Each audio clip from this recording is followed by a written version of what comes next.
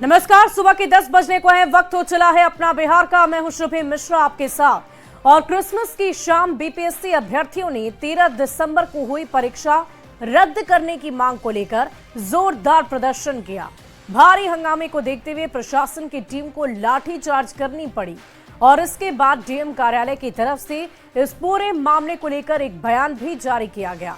प्रशासन का ये दावा है कि ये लोग आधारहीन अफवाह फैलाकर परीक्षार्थियों को भड़काने और कानून व्यवस्था को बाधित करने की कोशिश कर रहे हैं।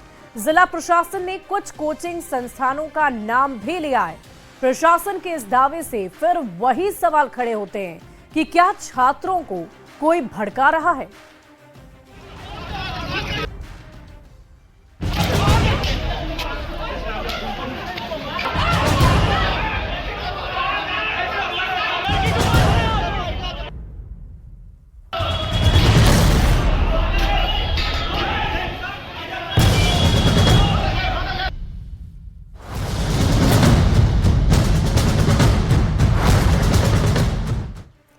और कल पटना में बीपीएससी ऑफिस का घेराव करने पहुंचे अभ्यर्थियों पर पुलिस ने लाठियां बरसाई।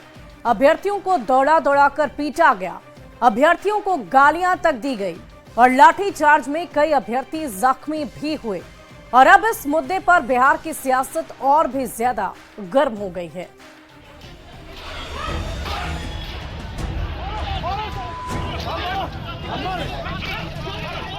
इन तस्वीरों को देखिए।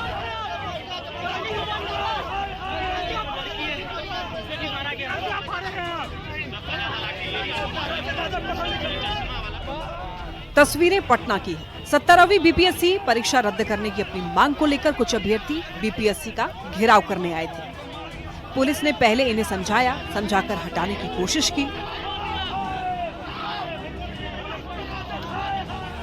लेकिन ये जाने को तैयार नहीं थे। जब छात्र नहीं माने तो पुलिस ने लाठीचार्ज किया, अभ्यर्थियों को दौड़ा दौड़ाकर पीटा। लाठीचार्ज में कई अभ्यर्थी घायल भी हुए।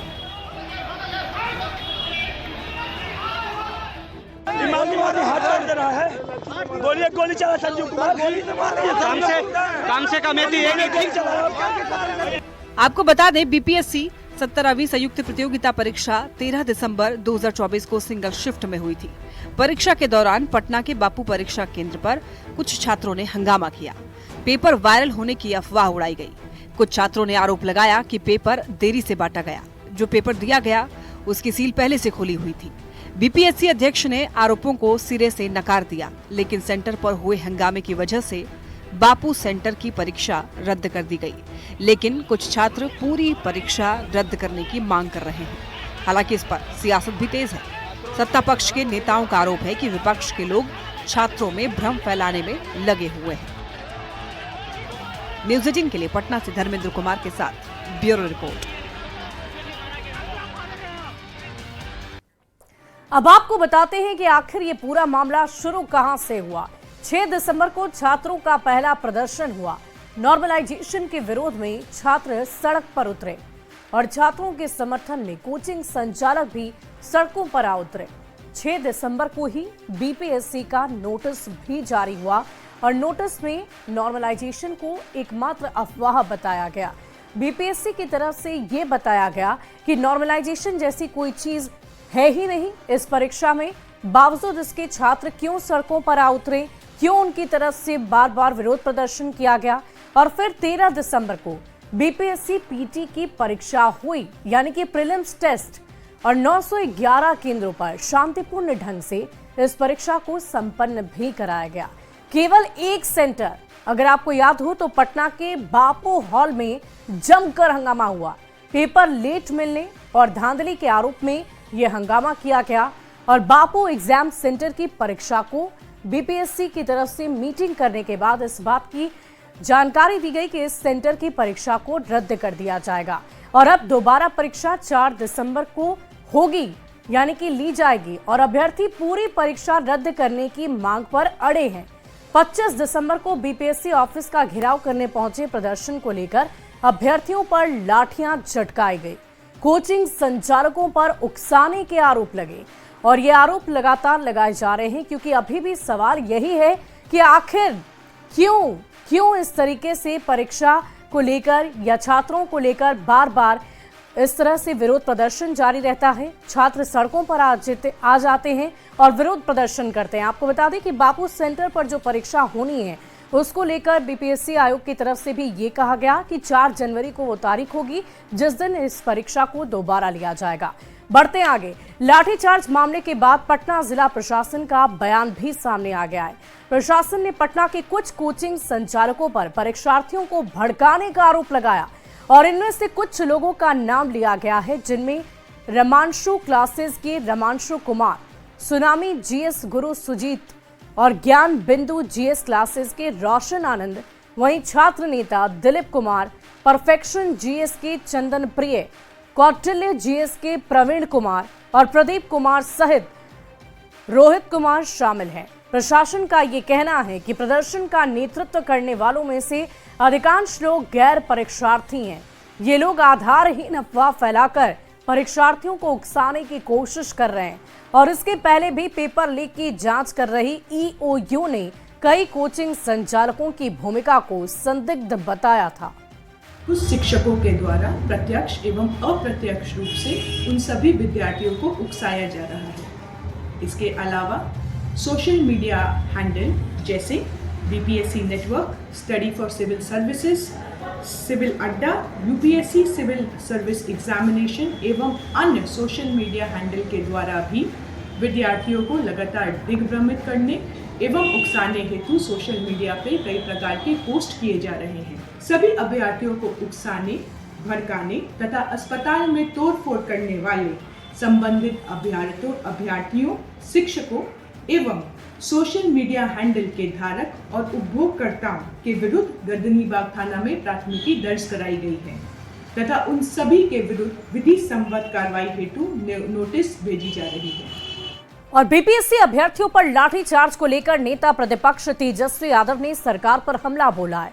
सोशल मीडिया साइट एक्सपर्ट तेजस्वी ने यह लिखा है कि मानसिक रूप से बीमार लोग प्रदेश चला रहे हैं, उन्हें खोज खबर तक ही नहीं कि बिहार में क्या हो रहा है।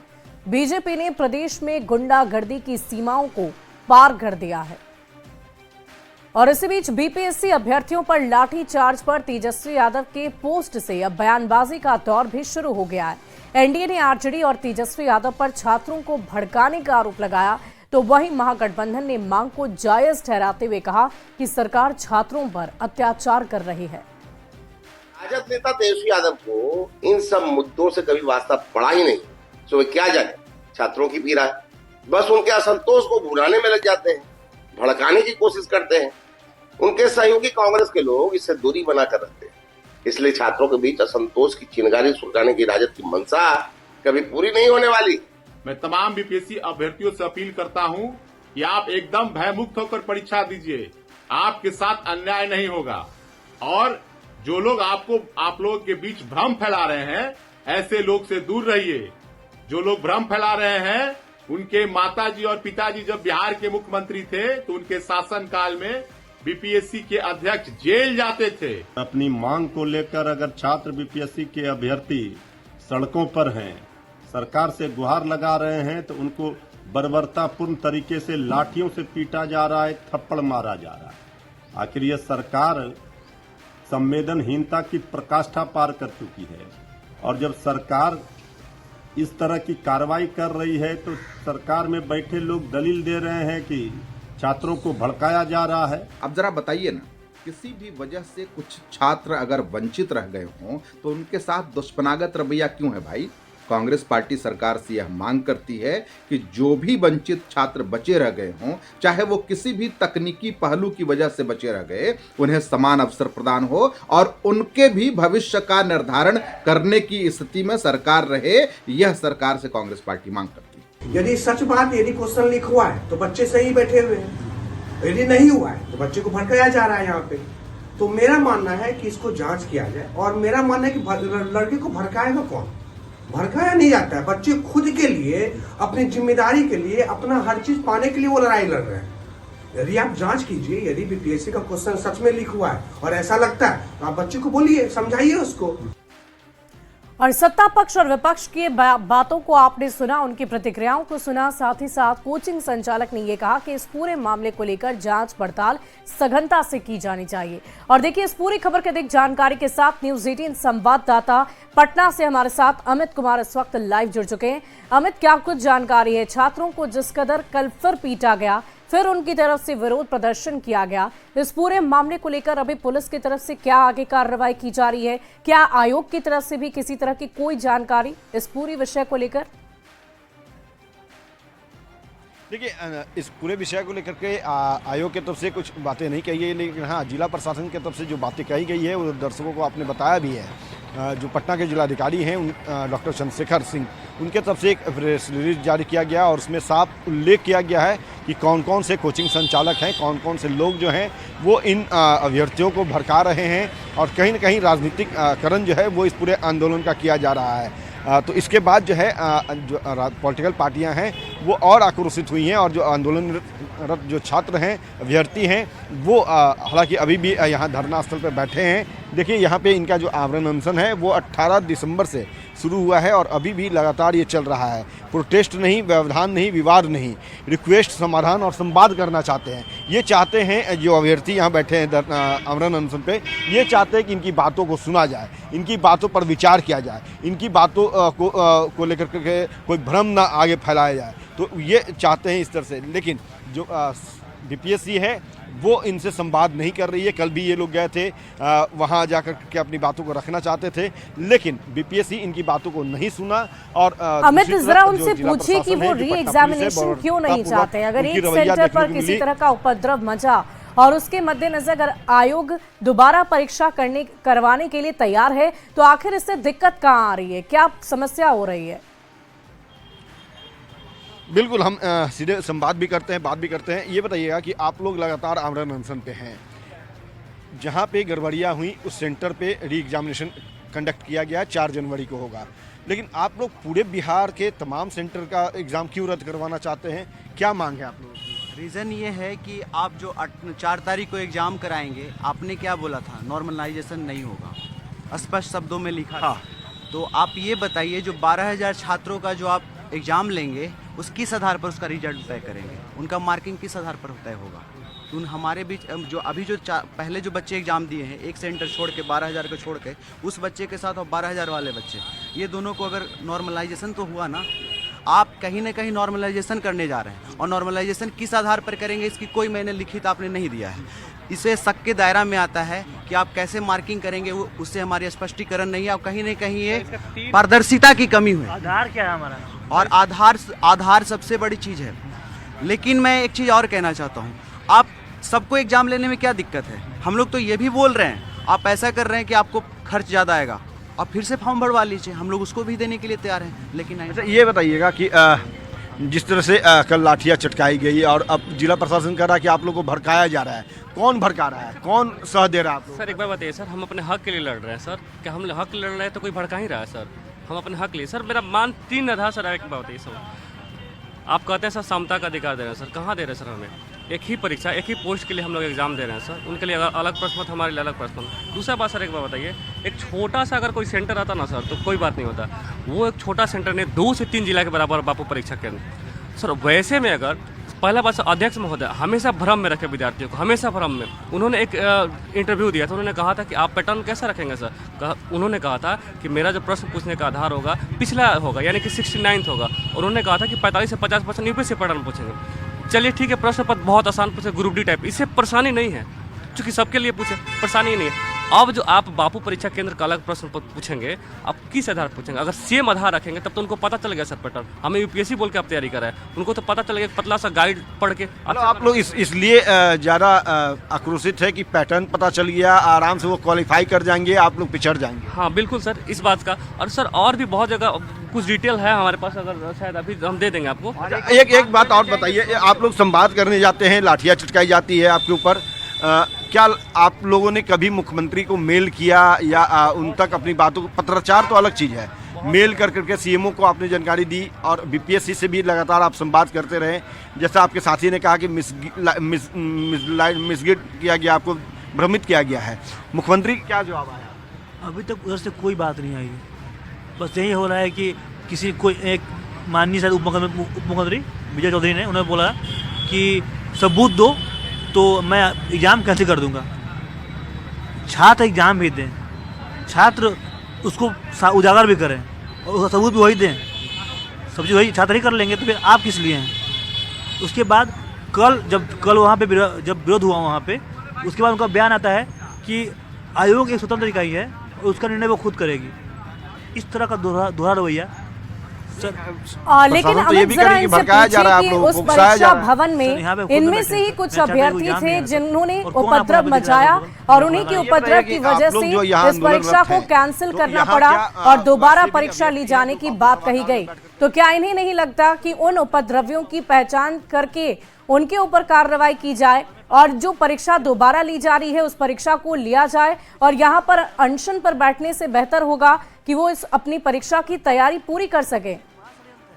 वो दिख तो रहा है कि बस एक सेंटर दिख रहा है, वो उसका अलग मैटर है। आपका बापू सभागार में ही सेंटर है। हाँ जी, अभी 4 तारीख को एग्जाम देंगे आप। मैं फिर बाइकआउट कर रहा हूँ, बाइकआउट कर रहा हूँ इसको। क्यों बाइकआउट कर रहे हैं? सर मेरे साथ क्षमता का थोड़ी है, मैं एक पोस्ट के 2 एग्जाम होंगे, कहाँ करने आए हैं ये।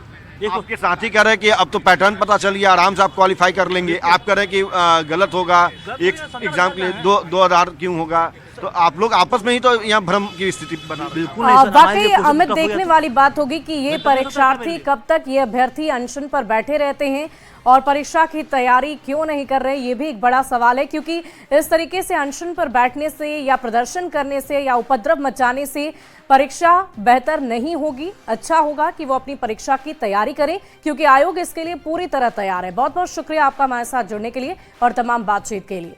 और बढ़ते आगे, अगली बड़ी खबर पटना से है जहां पीएमसीएच के गेट पर अपराधियों ने एक एम्बुलेंस चालक की गोली मारकर हत्या कर दी। घटना के बाद पीएमसीएच कैंपस में सनसनी फैल गई और मृतक विनय कुमार दास मूल रूप से झारखंड के हजारीबाग का रहने वाला था। जानकारी के अनुसार बाइक सवार 2 अपराधियों ने पहले एम्बुलेंस चालक से मारपीट की और फिर गोली मारकर उसे गंभीर रूप से जख्मी कर दिया, लेकिन अस्पताल ले जाते समय ही उसकी मौत हो गई। फिलहाल पुलिस सीसीटीवी फुटेज समेत कई चीजों के आधार पर छानबीन करने में जुटी हुई है। तो तस्वीरें हम आपको पटना के पीएमसीएच के दिखाएंगे जहां पर इस पूरे मामले को लेकर फिलहाल पुलिस जांच पड़ताल कर रही है। पीएमसीएच के गेट पर ही हत्या से हड़कंप मच गया है। इसके गेट पर जहां एम्बुलेंस खड़ी रहती है वहां पर एक एम्बुलेंस चालक को, जिनका नाम विनय कुमार दास था, उनके पिताजी का नाम जवाहर दास, ये ओरिजिनली रहने वाले थे झारखंड के में हजारीबाग जिला के देवकुली के रहने वाले थे। आज शाम 2 अज्ञात मोटरसाइकिल से आए और पहले मृतक के साथ मारपीट किए, गाली गलौज किए, बकझक किए और जब मृतक भागने लगे तो उनको 2 गोली ये लोग मार दिया अपराधियों ने और उसके बाद मार करके वे लोग भाग गए। और अगली खबर औरंगाबाद से जहां नक्सल विरोधी अभियान में पुलिस को एक बार फिर से सफलता हाथ लगी है। सर्च ऑपरेशन के दौरान सीआरपीएफ की कोबरा बटालियन और मदनपुर पुलिस की टीम को एक प्रेशर आईडी बम मिला जिसका वजन लगभग 3 किलो था। एसडीपीओ के अनुसार छकरबंधा के जंगल में बांसडीह के पास से इसे बरामद कर लिया गया है, जिसे नक्सलियों ने सुरक्षा बलों को निशाना बनाने के लिए प्लांट कर रखा था। बम निरोधक दस्ते ने आईडी को ब्लास्ट कराकर मौके पर ही नष्ट कर दिया है।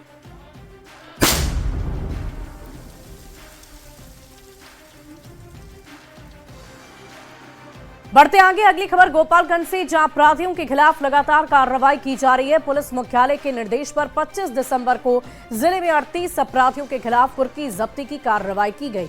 इनमें से 3 अपराधियों ने कुर्की जब्ती की कार्रवाई के डर से आत्मसमर्पण कर दिया। फरार दूसरे अपराधियों के खिलाफ पुलिस की कार्रवाई लगातार जारी है। एसपी ने बताया कि हत्या, लूट, डकैती, आर्म्स एक्ट समेत दूसरे अपराध में शामिल अपराधियों को सरेंडर करने के लिए अल्टीमेटम दिया गया और इसके बाद ये कार्रवाई की गई। और फिलहाल इस बुलेटिन में अभी के लिए बस इतना ही। एक नजर इस वक्त की हेडलाइंस पर।